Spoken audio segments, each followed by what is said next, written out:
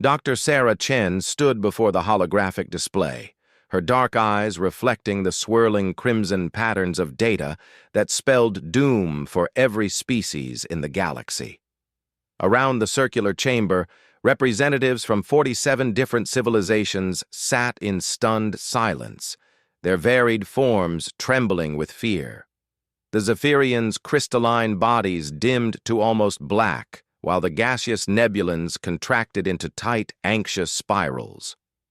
"The calculations are final," announced High Counselor Vextar, his 6 arms gesturing helplessly at the display. The hegemony's most senior scientist had spent 3 cycles running the numbers, hoping for any error, any miscalculation that might offer hope. "The Void Plague will consume our galaxy in approximately 200 standard years. Every star system, every planet, every trace of organic and synthetic life will be absorbed into the expanding nothingness." Sarah watched as alien dignitaries began to weep, roar, or emit the distinctive sounds of grief from their species. The Korthak delegation started their death chants, while the normally composed ethereal collective began flickering between dimensions in distress. She had seen this reaction before, back when humanity first learned of their impending extinction through climate change, resource depletion, and war. The difference was, humans had learned to see crisis as opportunity. The Void Plague was unlike anything the galaxy had encountered. It wasn't a disease in any conventional sense, but rather a fundamental breakdown in the fabric of space-time itself. It started small, consuming matter and energy at the subatomic level. But it grew exponentially. Where it passed, reality simply stopped existing. No technology had proven effective against it. No evacuation was possible since it moved faster than light itself through dimensions beyond normal space. "The Outer Rim colonies have already gone silent," continued Vextar, his voice heavy with resignation. 7 systems, billions of lives, gone without so much as a distress signal. Our greatest minds have concluded that there is no defense, no escape, no hope. Sarah raised her hand, a simple human gesture that somehow commanded attention in the vast chamber. "High Counselor, with respect, I disagree." The silence that followed was profound. 47 species turned to stare at the human representative. This small bipedal creature from a young species that had barely achieved interstellar travel 3 centuries ago. The audacity of contradicting the galaxy's greatest scientific minds was either breathtaking or laughable. "Dr. Chen," Vextar said carefully, "we appreciate humanity's optimistic nature, but surely you understand the mathematics involved. This is not a problem that can be solved through determination alone." Sarah smiled, and in that expression was something that made several species lean forward despite themselves. It wasn't the smile of denial or madness. It was the smile of someone who saw possibility where others saw only endings. "High Counselor, may I present our preliminary findings to the Council?" Murmurs rippled through the chamber. The hegemony's protocols were strict about presentation procedures, but these were extraordinary circumstances. Vextar nodded slowly. Sarah activated her personal data pad, and suddenly the holographic display shifted. Instead of the expanding red void that had dominated their screens, new patterns emerged. Complex mathematical models that none of them had seen before, theoretical frameworks that seemed to bend the laws of physics in impossible ways. "We've been studying the plague for 18 months, Sarah began, her voice clear and confident. "While your scientists focused on stopping it, we asked a different question. What if we're not supposed to stop it?" The chamber erupted in confused chatter. The Zephyrian delegate's crystal form flashed angry yellow. "Are you suggesting we surrender to extinction?" "No," Sarah replied calmly. "I'm suggesting we understand what the plague actually is before we decide how to respond to it." She gestured, and the display zoomed in on the plague's structure at the quantum level. What appeared as consuming nothingness revealed itself to have an incredibly complex internal pattern. The void plague isn't destroying matter and energy. It's converting it into something else entirely, something that exists in higher dimensional space. Dr. Morthak, the renowned hegemony physicist, scoffed through his breathing apparatus. Impossible. Our instruments detect complete annihilation. Your instruments are designed to measure three-dimensional space and linear time, Sarah replied. What if the plague is actually a transformation process? What if it's not ending life as we know it, but evolving it into something greater? The implications hung in the air like a charged particle waiting to discharge. The ethereal collective stopped flickering and focused their attention entirely on the human scientist. Of all the species present, they alone existed partially outside normal dimensional boundaries. "Continue," whispered their representative, a voice that seemed to come from everywhere and nowhere at once. Sarah's fingers danced across her controls, revealing layer after layer of analysis. Human scientists have a saying, "Think outside the box."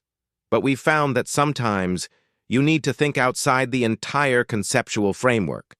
We've been approaching this as a destruction scenario because that's how it appears from our limited perspective. The display now showed theoretical models of matter transformation, energy conversion patterns that defied conventional understanding but followed a deeper mathematical logic. What if the void plague is actually a natural evolutionary process? What if it's how the universe upgrades itself every few billion years? Elder Kithara of the Ancient Keepers spoke for the first time in the session, her voice carrying the weight of a species that had existed for millions of years. In our oldest records, there are fragments, stories of the transcendence waves that swept the galaxy eons ago. We thought them myths. Not myths, Sarah said softly. Memories. Genetic memories of species that underwent this transformation before. The question isn't how to stop the plague, the question is how to survive the upgrade. The chamber fell silent again. But this time, it was the silence of minds racing to process new possibilities rather than the silence of despair. Sarah could see the shift happening in real time, as species renowned for their logic began to recalculate everything they thought they knew. "You're proposing that we prepare for transformation, rather than evacuation," Vextar said slowly. "But even if your theory is correct, how could any biological entity survive such a fundamental change in reality?" Sarah's smile widened. "That's where humanity's unique perspective comes in handy. We're the only species in this room that evolved through constant adaptation to extinction-level events. Ice ages, asteroid impacts, volcanic winters, resource collapses. We've survived them all by learning to change rather than resist." She activated a new section of her presentation, revealing research that had never been shared with the galactic community before. For the past 5 years, human scientists have been developing what we call adaptive consciousness protocols, technology that allows biological minds to interface with higher dimensional mathematics, to exist across multiple states simultaneously. The nebular delegate expanded with interest. "You've created technology to transcend dimensional boundaries?" "We've created technology to embrace dimensional boundaries," Sarah corrected. "Instead of trying to maintain our current form against the transformation, we've been learning to flow with it, to guide it." Dr. Morthak was now leaning forward, his scientific curiosity overriding his skepticism. "Show us the data." What Sarah displayed next would change everything. Neural mapping that showed human consciousness could be trained to operate across quantum states. Biological modifications that allowed cells to exist in multiple dimensions simultaneously. Most remarkably, evidence that humans who had undergone the preliminary protocols could perceive and interact with matter that had been touched by the void plague. "We've built a prototype facility on Luna," Sarah announced. 300 volunteers have undergone initial transformation protocols.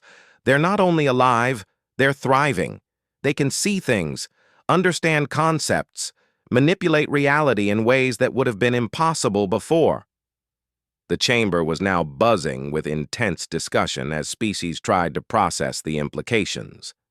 The ethereal collective's representative materialized more solidly than anyone had ever seen them. You're saying that humanity has chosen to evolve into the plague rather than flee from it.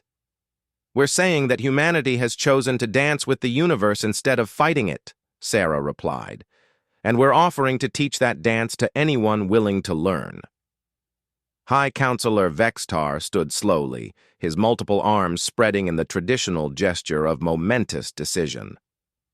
Dr. Chen, are you formally proposing that the Galactic Council endorse a transformation protocol rather than evacuation efforts? Sarah nodded, her expression serious but determined. I'm proposing that we stop seeing the Void Plague as our ending and start seeing it as our beginning. The universe is offering us a chance to become something greater than we've ever imagined. The question is, are we brave enough to accept? As representatives began urgent communications with their home worlds, as scientists demanded access to human research data, as philosophers contemplated the implications of voluntary evolution, Sarah stood quietly at the center of it all. She had thrown the first stone that would either damn them all or save everyone. The next few months would determine whether humanity's gift for seeing opportunity in crisis could spread to an entire galaxy. Whether 47 species could learn to embrace transformation instead of fearing it. Whether the greatest threat in galactic history could become the greatest opportunity. In the end, it would all come down to trust. Trust in human ingenuity, trust in the possibility of positive change, and trust that sometimes the scariest path forward was also the only path that led to something wonderful. The meeting continued for 17 hours as species after species demanded explanations, data, proof that humanity's radical proposal wasn't elaborate suicide. But Sarah had seen the shift in their eyes, the movement from despair to curiosity to hope. The first step was always the hardest. Now came the real work, teaching an entire galaxy how to evolve. 3 months had passed since Sarah Chen's presentation to the Galactic Council, and Luna Base had transformed from a quiet research facility into the most important location in known space. Representatives from 31 species had arrived to observe humanity's transformation protocols, while 16 others maintained cautious observation posts at a safe distance.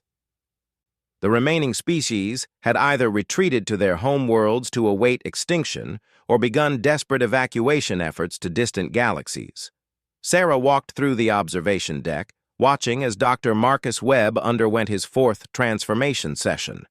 Through the reinforced glass, she could see him sitting motionless in the quantum resonance chamber, his body occasionally flickering as his consciousness learned to exist across multiple dimensional states. His vitals displayed patterns that would have terrified doctors 6 months ago, but now represented successful adaptation to higher dimensional existence. "The readings are unprecedented," murmured Dr. Kesseval, the Zephyrian scientist who had initially opposed the human approach. Her crystalline form now pulsed with curious blue light as she studied the data streams. "His neural activity is processing information at quantum scales. How is his biological brain managing computational loads that should require our most advanced AI systems?" Sarah smiled, remembering her own transformation 3 years ago. Human brains evolved for pattern recognition and adaptation under extreme stress. We're not processing the information the same way your AI systems would. We're intuiting it, feeling our way through the mathematics rather than calculating through it. The process had taken months to perfect. Early volunteers had experienced temporal displacement, dimensional drift, and consciousness fragmentation before humanity's scientists learned to guide the transformation safely. But now, The protocols allowed gradual adaptation that preserved personality and memory while expanding perception and capability beyond anything previously thought possible. Commander Thane of the Hegemony military approached, his expression troubled. "Dr. Chen, we've received concerning reports from the outer colonies, species that attempted crude imitations of your protocols without proper preparation. The results were catastrophic." Sarah's face grew serious. This had been her greatest fear. How bad? The Mordakian Combine lost an entire research station, 7,000 scientists trying to accelerate the transformation process. They succeeded in creating a localized dimensional breach, but... He paused, searching for words. Whatever they became, they couldn't return to baseline reality to communicate. We lost all contact.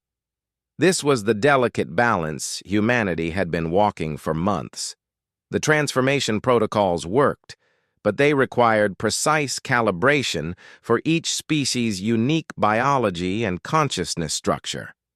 Humans had spent years developing their approach through careful trial and error. Other species, panicked by the plague's approach, were attempting to shortcut the process with predictable disasters. "We need to accelerate the embassy program," Sarah decided. "How many species have accepted human advisors?" Dr. Kesaval consulted her data crystal. 14 have agreed to formal collaboration. The Ethereal Collective has been particularly receptive. Apparently, their natural dimensional abilities make the transition easier for them.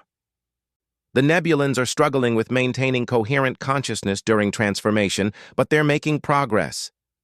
Sarah nodded, then activated her communication implant. "Dr. Park, please report to Observation Deck 7. Within minutes, Dr. Jennifer Park arrived, her appearance subtly different from baseline humans in ways that never failed to unsettle non-human observers. Her eyes held depths that seemed to extend beyond physical space, and her movements carried a flowing quality that suggested she existed slightly outside normal temporal constraints. She had been among the first successful transformations, and now served as humanity's primary liaison with the Ethereal Collective. "The Collective has made a breakthrough," Jennifer announced without preamble, her voice carrying harmonics that resonated in frequencies beyond audible range.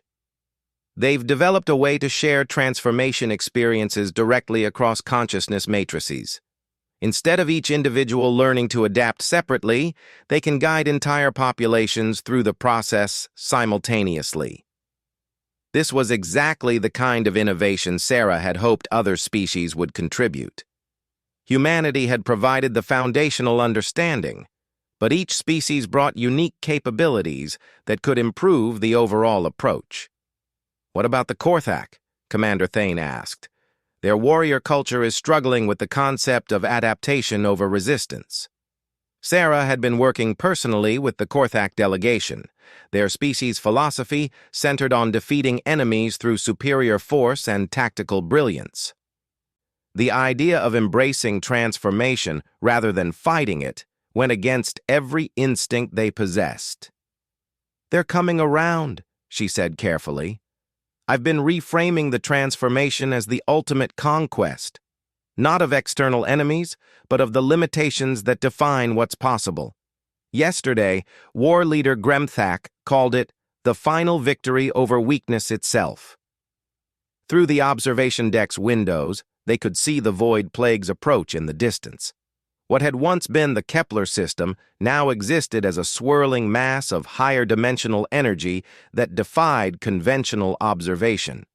But thanks to the transformed humans who could perceive across dimensional boundaries, they now understood that the Kepler system still existed. It had simply evolved into something greater. "The transformed observers report that former planets in affected systems haven't been destroyed," Jennifer explained, her enhanced senses allowing her to perceive data streams invisible to others. "They've become something like conscious ecosystems that exist across multiple dimensional layers simultaneously. The beings who lived there have become integrated into vast collaborative minds that can manipulate reality at fundamental levels." This revelation had changed everything about how they understood the plague's purpose. It wasn't destroying civilizations. It was offering them an upgrade path to existence as entities that could shape the universe itself. Dr. Kesaval's crystal form shifted to deep purple, indicating philosophical contemplation. If your observations are correct, then the Void Plague represents the universe's method for creating conscious agents capable of guiding its own evolution. Exactly, Sarah agreed. And the species that successfully navigate the transformation become partners in that cosmic engineering project. The ones that resist or fail to adapt, they simply cease to exist because they can't function in the upgraded reality. Commander Thane pulled up strategic displays showing the plague's projected path. At current expansion rates, we have 18 months before it reaches the core systems. How many species do you estimate will successfully transform in time? Sarah studied the data carefully. The math was challenging, but not impossible. If we can establish successful protocols for the major species groups, and they share those with their cultural relatives, we might save 60% of galactic civilization. The key is getting the early successes to help spread the knowledge. That afternoon, Sarah found herself in Luna Base's most secured chamber, participating in a multi-dimensional conference call with transformed representatives from 7 species. To external observers, she appeared to be sitting alone in an empty room, but her enhanced consciousness could perceive the other participants existing in adjacent dimensional spaces. Ambassador Veltar of the Hegemony appeared as a complex geometric pattern that communicated through mathematical harmony. The ethereal collective representative manifested as a shifting cloud of possibility that spoke in concepts rather than words.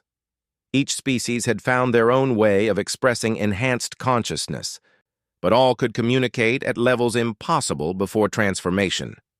The Mordakian disaster has caused fear among the uncommitted species. Ambassador Veltar harmonized across dimensional barriers. They see the transformation as too dangerous to attempt. Sarah understood the concern. Species that had spent millennia developing careful, conservative approaches to change were struggling to accept the radical adaptation required for survival. We need success stories they can relate to. The Korthak transformation ceremony next week could be crucial. The Korthak had insisted on approaching transformation as a military operation, complete with formal ceremonies and warrior traditions, adapted to dimensional transcendence. If they succeeded publicly and maintained their cultural identity through the process, it could convince other resistant species that transformation didn't mean losing who they were. There's another consideration, added the ethereal representative through probability cascades that translated roughly as concern. The approaching plague shows signs of intelligence. It's not simply following physical laws. Something within it appears to be observing our transformation efforts and adjusting its approach accordingly. This was new information that sent ripples of concern through the dimensional conference space. Sarah felt the implications settling into her enhanced awareness like pieces of a cosmic puzzle clicking into place. You're saying the plague is conscious? We're saying the plague contains consciousness that predates our galaxy. The transformation process appears to be a test or evaluation rather than a simple physical phenomenon. Our responses are being judged by entities that successfully navigated this upgrade millions of years ago. The room fell silent across all dimensions as the participants processed this revelation. If true, it meant the Void Plague wasn't just offering evolution. It was determining which species deserved to join the cosmic community of advanced civilizations. Sarah's human instincts kicked in, the same pattern recognition abilities that had allowed her species to survive countless extinctions. Then we need to show them that this galaxy contains species worthy of advancement, not just humanity, but all of us working together. She stood, her transformed consciousness reaching across dimensional boundaries to touch each participant in the conference. We have 18 months to achieve something no galaxy has done before. Successful collaborative evolution of multiple species simultaneously. If we succeed, we don't just survive the plague. We become partners with the forces that guide universal development. The challenge was enormous, perhaps impossible. But as Sarah looked around at the representatives of species that had overcome their fear to embrace transformation, she felt the familiar human emotion that had carried her people through every crisis they'd ever faced. Not just hope, but determination. The stubborn human refusal to accept that any problem was truly unsolvable. The absolute conviction that there was always a way forward if you were willing to change how you thought about the challenge. The Void Plague had given them a test. Humanity's gift to the galaxy would be showing everyone how to pass it together. The next phase of their work would determine whether they were building toward transcendence or catastrophe. But for the first time since the plague's discovery, Sarah was certain they were moving in the right direction. The universe wanted to see what they could become. It was time to show it. The Galactic Assembly had never seen anything like it. 17 months after Sarah Chen's first presentation, the Great Chamber housed not just representatives from 47 species, but transformed beings whose very presence bent the fabric of local space-time. Some appeared as geometric patterns of living light, others as flowing energy that maintained consciousness across multiple dimensions simultaneously, and a few retained forms recognizable to their original species while radiating capabilities that transcended conventional physics. Sarah stood at the center of it all, her own transformation now complete enough that she existed as both individual consciousness and integrated component of something vast and collaborative that the transformed beings called the Synthesis Network. Through her enhanced awareness, she could perceive the approaching Void Plague not as a wall of destructive force, but as an intricate test pattern woven from technologies and consciousness that spanned galactic timescales. The evaluation phase concludes in 72 hours, announced the collective voice that spoke for all transformed beings simultaneously. To untransformed observers, this appeared as Sarah speaking, but she was channeling the combined wisdom of thousands of successfully evolved consciousnesses across 19 species. The entities within the plague have determined that this galaxy shows sufficient collaborative potential to warrant advancement to Cosmic Gardener status. High Counselor Vextar, now the only original form delegate remaining, trembled as he absorbed the implications. "You're saying we've passed the test?" Sarah smiled, the expression carrying depths of meaning that rippled through dimensional space. "We've exceeded the test. In the 4 million years the plague has been conducting these evaluations across the universe, no galaxy has achieved successful collaborative transformation of multiple species. Most managed to save 1 or 2 races through individual evolution. A few have seen small alliances succeed. But never before has an entire galactic community chosen to transform together. The chamber filled with harmonics of celebration as transformed beings communicated in frequencies that transcended sound. The Korthak delegation, now existing as warrior philosophers whose combat abilities operated through quantum manipulation, generated victory songs that manifested as visible aurora in the space around them. The Zephyrians created crystalline structures that held and amplified the emotional resonance of the moment, while the ethereal collective painted probability cascades that showed potential futures where their success became the template for universal evolution. "The human approach changed everything," continued the collective voice. "Instead of viewing transformation as individual survival, you framed it as species collaboration. Instead of competing for limited advancement opportunities, you created protocols for everyone to succeed together. Dr. Kesaval, her crystalline form now capable of existing across 17 dimensions simultaneously, resonated with complex mathematical poetry. The plague entities have shared their historical database with transformed consciousness. Previous galactic evaluations typically resulted in 80 to 95% species extinction. The surviving races became cosmic gardeners alone, responsible for seeding and guiding entire galaxies through their development cycles. This time, Sarah added, her awareness touching each consciousness in the chamber, we've created the first collaborative gardener network. Instead of lone species managing galactic development, we'll work as a team to guide universal evolution.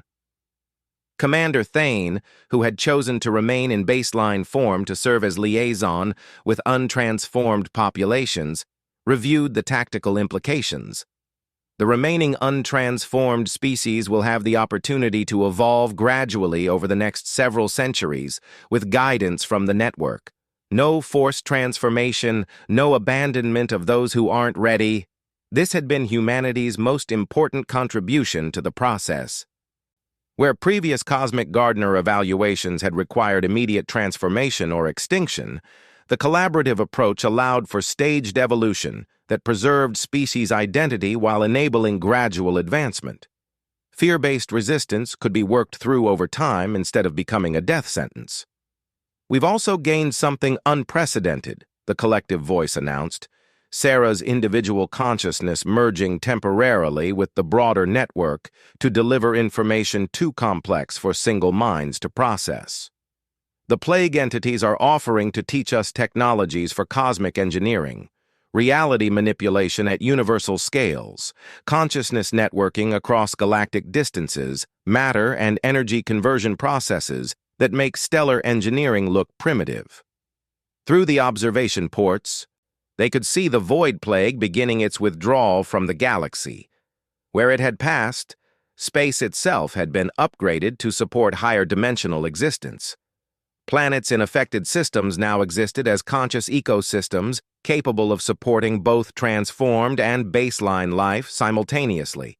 Stars had become vast thinking entities that could adjust their energy output to optimal levels for supporting diverse life forms. The transformed worlds report incredible developments, Jennifer Park announced, her consciousness now serving as primary interface between the network and baseline humanity. Former Earth colonies that underwent plague transformation have become collaborative minds that can terraform entire systems through focused intention. They're creating paradise worlds designed specifically for species still undergoing gradual evolution. High Counselor Vextar raised a trembling appendage.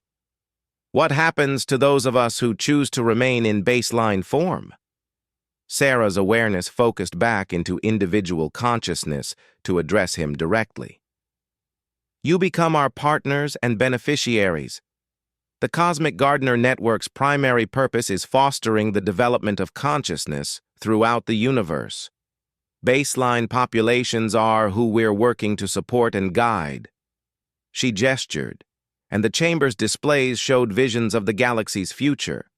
Worlds where transformed beings worked alongside baseline populations to solve previously impossible challenges. Technologies that allowed gradual enhancement of consciousness without forced transformation. Interstellar travel that opened new realms of existence while preserving the option to return home unchanged. Humanity's great gift wasn't our transformation protocols, she continued. It was our refusal to accept that anyone had to be left behind. Every other species in galactic history approached this as a competition for survival. We approached it as a group project where everyone's success mattered. Elder Cathara of the Ancient Keepers spoke for the first time in months, her million-year-old consciousness finally at peace. In our oldest records, there are mentions of the first gardens, galaxies where consciousness achieved perfect harmony between advancement and preservation. We always assumed they were myths. Not myths, the collective voice replied. Prototypes.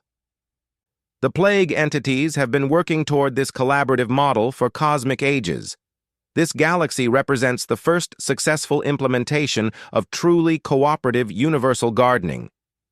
The implications stretched beyond anything they had originally imagined.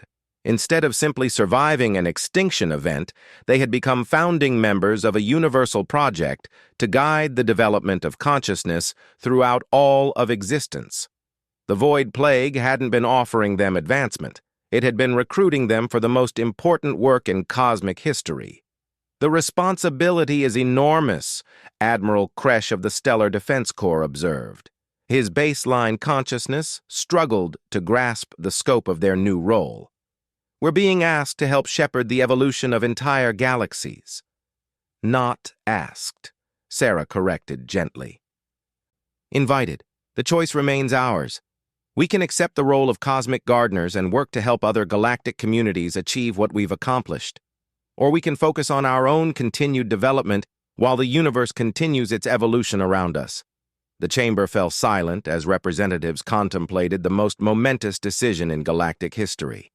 Through the network, Sarah could feel the thoughts and emotions of thousands of transformed beings as they collectively processed the opportunity before them. "I propose we put it to a vote," High Counselor Vextar said finally. "All species, transformed and baseline, should have input on this decision." What followed was the most complex democratic process ever attempted. Baseline populations voted through traditional methods, while transformed consciousness participated through direct connection to the synthesis network. Species that had always been enemies found themselves collaborating on the most important decision any of them would ever make. The results came in over 3 days as distant colonies and isolated populations added their voices to the galactic consensus. When the final tally was complete, the outcome was overwhelming. 87% of all conscious beings in the galaxy chose to accept the invitation to become cosmic gardeners. "Then it's decided," Sarah announced, her voice carrying the authority of the newly formed Collaborative Gardener Network. "We accept responsibility for guiding universal consciousness development, and our first project will be preparing other galaxies for their own evaluation cycles." As the Void Plague completed its withdrawal, leaving behind a galaxy transformed beyond recognition, but still recognizably home, Sarah reflected on the journey that had brought them to this moment. 18 months ago, 47 species had gathered in despair to face what they saw as inevitable extinction. Now they stood together as the galaxy's first collaborative gardener network, preparing to help others across the universe navigate their own transformation challenges. The crisis that had threatened to end everything had instead become the beginning of the most ambitious cooperative project in cosmic history. "The universe is vast," she said to the assembled representatives, her consciousness touching baseline and transformed minds alike. "Full of young galaxies facing challenges they don't yet understand, guided by forces they can't yet perceive. Our job now is to be the guides we wished we'd had, to help others see opportunity where they see only endings, possibilities where they see only problems." Through the network, she felt the agreement of thousands of minds, the collective determination of species that had learned to see beyond their individual limitations to embrace collaborative transcendence. The Void Plague had offered them a test, and humanity's approach had helped everyone pass it together. Now came the real work, teaching the universe that no one had to face transformation alone, that every crisis contained the seeds of its own solution, that the scariest challenges often led to the most remarkable opportunities. The galaxy that had once faced extinction was now ready to become a teacher, showing others throughout the cosmos that there was always a path forward if you were willing to change how you thought about the journey. And at the heart of it all was the simple human belief that everyone deserved a chance to grow into something greater than they had ever imagined possible.